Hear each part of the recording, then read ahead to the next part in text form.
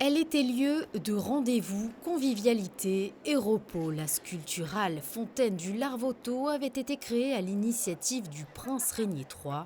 Guy Lartigue, l'artiste, avait alors obtenu carte blanche afin de réaliser son œuvre monumentale.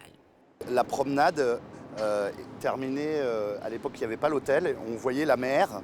Et donc quand mon père est rentré en contact avec l'architecte qui s'occupait de la promenade, ils avaient besoin de créer une forme de signal de fin.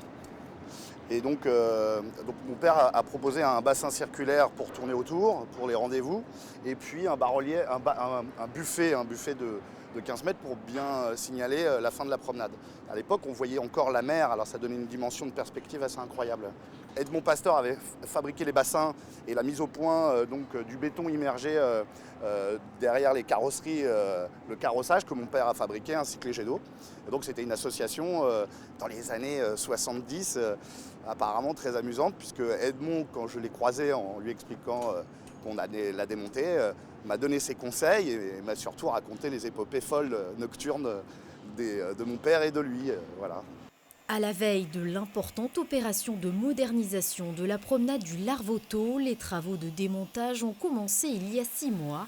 Une première étude sur la conservation et la restauration de l'ensemble des sculptures a été menée. L'objectif étant d'établir un cahier des charges précis et de réaliser des diagnostics. Concernant la mythique fontaine, les conclusions sont sans appel.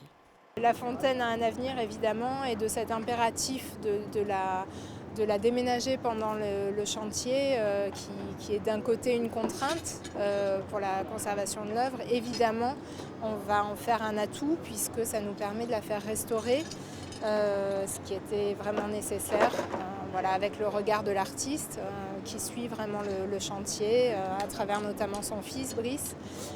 Donc l'objectif, c'est vraiment de la restaurer, ce qui va prendre un certain temps, et de pouvoir la replacer. Au fil des ans, la fontaine du Larvoto s'est vite transformée en une immense tirelire. Toutes les pièces jetées à l'eau dans l'espoir de réaliser un vœu seront récupérées et serviront certainement à la création d'une future œuvre d'art.